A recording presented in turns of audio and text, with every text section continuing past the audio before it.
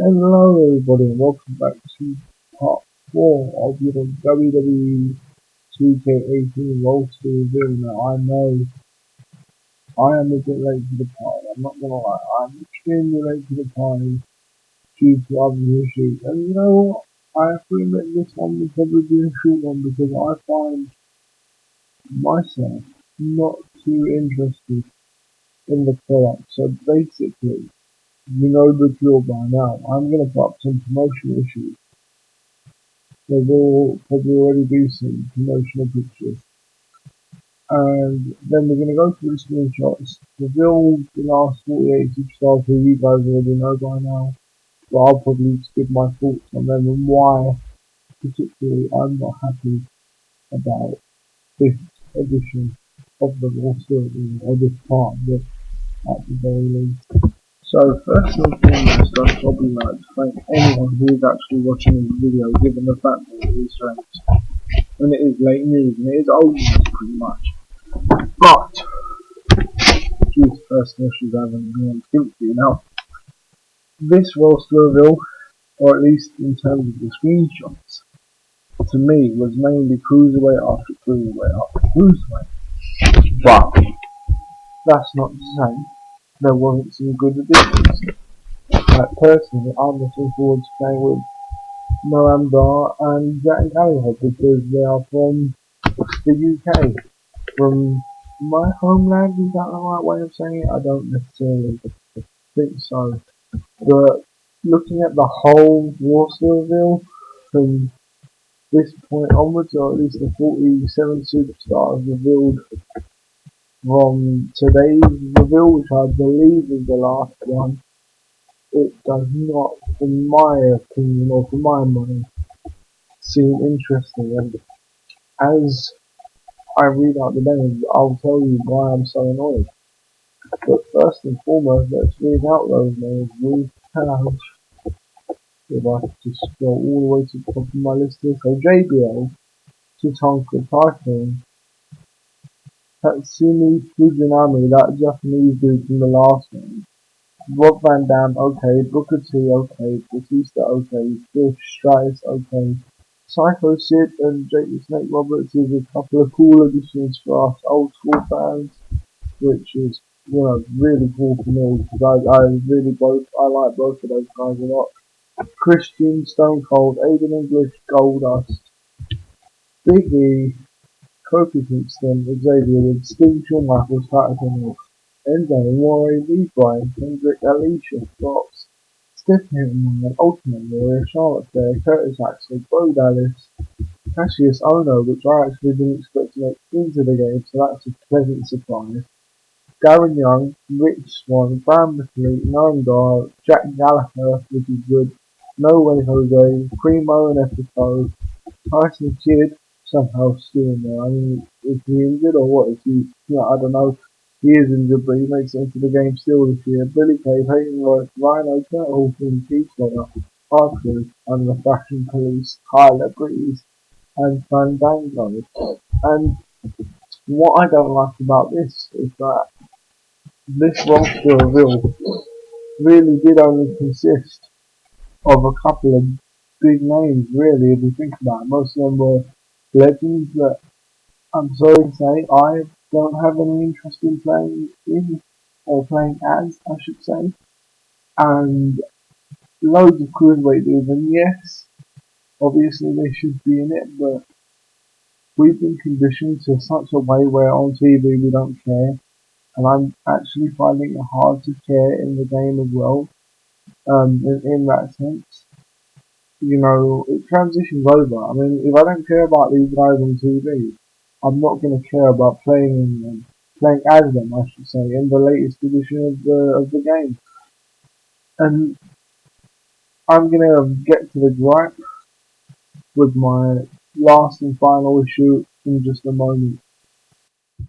So, I've taken about 5 minutes to try and find the right words from when I last recorded the last little bit of this video for you, because I like to record it and then put in screenshots so we can talk about it and stuff like that. Some of the screenshots of the New Day and Jack Gallagher, by the way, You could tell they're graphically on point. I've said it before, the most beautiful screenshot was probably Nakamura, but these aren't far off.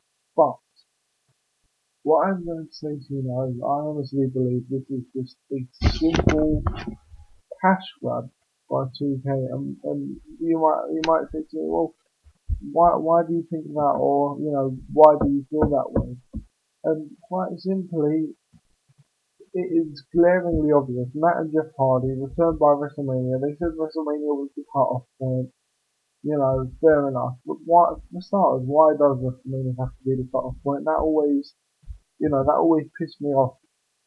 Um, in an excuse sense, like they would always say, "Oh well, WrestleMania was the cut-off point. We couldn't do anything after that." Blah blah blah. Why not? Why not? Like, it's stupid to me. I can't, I know I might be tripping over my words somewhat, but it's only because even after like taking 5 minutes to think about my words and what to say, because I know some people are angry about this as well. Um, it's the fact that there's nothing that says you can't quickly get Matt and/or Jeff in and scan them in. You've got the previous models from previous WWE games as well. Alright, we're probably talking like PS3 graphics, obviously, and stuff like that, but you have something to work with, and why do you have to be after WrestleMania anyway? And not to mention the fact they were actually at WrestleMania, so technically they made the cut-off point anyway. Obviously this is just a cash grab for DLC. I could see Matt and Jeff being part of the season pass DLC, which quite honestly, let's be honest, isn't the greatest every year. Like, there used to be a showcase mode in the actual game. You know, now we have to pay £20, or it might be $30 extra in the US for what, basically, just for essentially what, like a half-assed showcase with about 7 or 8 matches compared to previous years where we'd have up to 3 showcases. Alright, in 2K16 we had Stone Cold, but even that was like in detail, and that was about 15, 16 matches, possibly more, but each match was filled with showcase moments, whereas in these DLC ones, you'll be lucky to get one or two. You know, it's not great, and it's not a great indication of where they're going, especially where the whole gaming industry is going with this DLC thing. Because Matt and Jeff are clearly the cash grab, so basically that also says that a lot of people are just going to buy the Superstars pack or whatever just for Matt and Jeff, which will probably be about like £8 or £9 in it of itself at the very least. So, you know, and I'd be surprised if they made actually any effort with the DLC packages this year. But there should be DLC to an extent, but not when it's as obvious as a cash grab like this. It reminds me really, and I understand somewhat because it was in June when they debuted. I understand that, but it reminds me of SmackDown vs. Raw 2011 when like the Nexus were DLC guys, and that was just the most blatant cash grab you've ever seen in your life. Because technically speaking, Wade Barrett, David Otunga, and those guys should have probably been in the game before they actually debuted as a Nexus, because they were around in like February of 2010 on the original Godforsaken NXT. So again, I know that was THQ, but there is form for stuff like this in the gaming industry. I'm not happy about it anyway. Let me know how you guys feel about all this. Let me know how you guys feel about the whole roster as a whole, and who you're looking forward to playing with. I'm just looking forward to the new Michael Hill stuff, to be honest, which we will talk about in more detail another time. Until then, don't forget to rate, comment, and subscribe for more. Thank you for watching. I'm out.